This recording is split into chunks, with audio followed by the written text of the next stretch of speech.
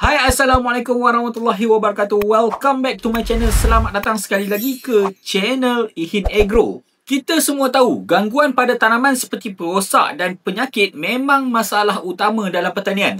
Racun dan ubat penyakit bukan sahaja boleh buat tanaman tumbuh abnormal, malah boleh beri kesan kepada pemilik dia juga. Pemilik dia pun boleh naik gila tau kalau kata masalah penyakit dan perosak ni. Dalam setiap video Ihin, selalu ada soalan yang sama. Petani ramai yang bertanya, boleh tak kita campur racun serangga dengan racun kulat? Boleh tak campur itu dengan ini? Boleh tak dengan ini dan itu? Jadi hari ni Ihin akan fokus kepada cara yang betul untuk campur racun. Sama ada insecticide, fungicide, herbicide ataupun serbuk daun. Tonton sampai habis, insya-Allah ilmu ni akan sangat berguna untuk korang. Sebelum kita sembang dengan lebih lanjut, apa kata kita intro dulu?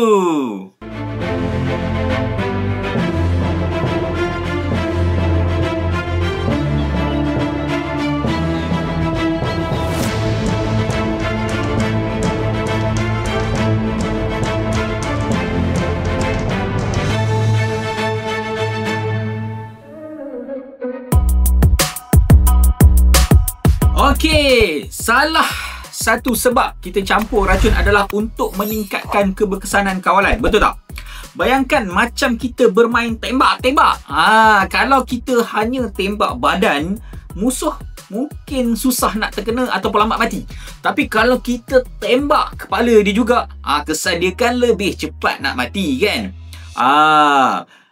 Sama juga dengan racun. Kita campur insecticides dengan fungicide ataupun apa-apa yang lain yang sesuai, kesan kawalan dia kan akan menjadi lebih pantas dan lebih efektif. Betul tak guys?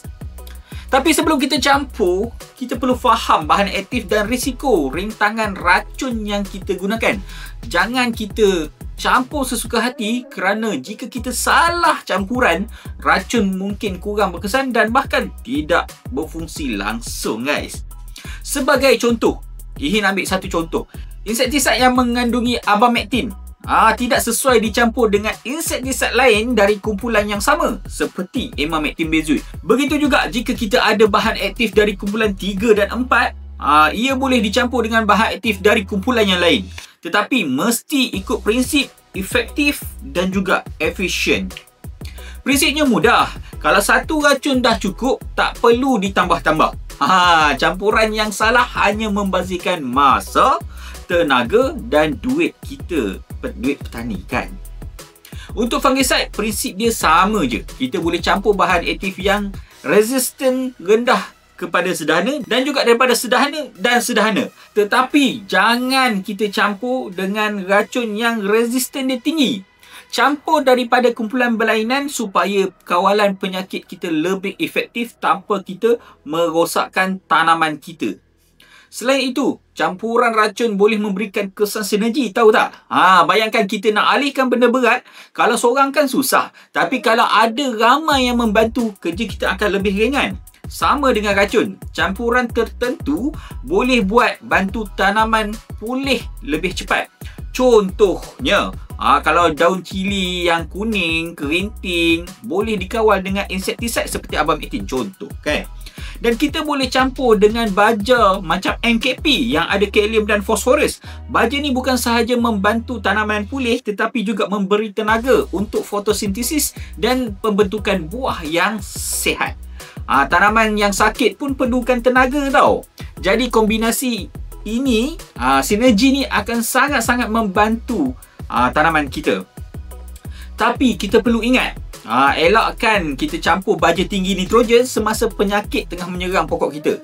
Nitrogen dia akan tarik protein daripada dalam tanaman dan penyakit kita akan cepat merebak.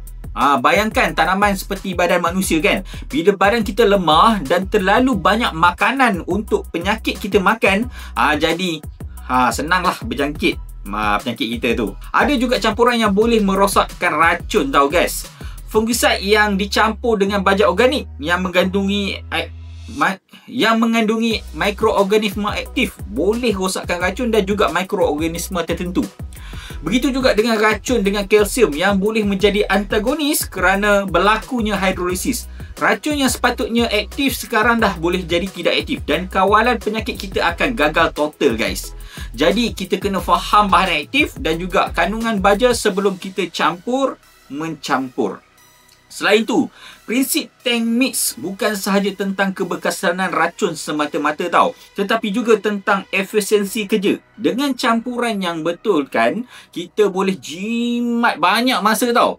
Kerana kita tak perlu sembuh berulang-ulang kali. Ini yang sangat-sangat penting, terutamanya untuk ladang-ladang besar yang perlukan masa yang panjang untuk meracun. Campuran yang betul juga dapat mengurangkan kos tenaga kerja dan juga penggunaan racun yang berlebihan. Masih banyak lagi info tentang cara campur racun, ikut bentuk fizikal racun, perubahan yang berlaku semasa campuran dan cara mengenal pasti bila racun sudah tidak serasi tau. So ini mungkin Ihin akan sambung dalam video yang seterusnya. So satu permintaan Ihin, share video ini dengan petani lain supaya ramai yang faham konsep tank mix ni dengan betul. Ilmu ni mudah je sebenarnya, tetapi jika kita salah gunakan dia, kesan dia sangat-sangat besar dan katastrofik. Dengan perkongsian ilmu ni, kita boleh bantu ramai lagi petani untuk berjaya sama macam kita. So salam jumpa dalam video yang akan datang. Thanks for watching. Bye. Assalamualaikum warahmatullahi wabarakatuh.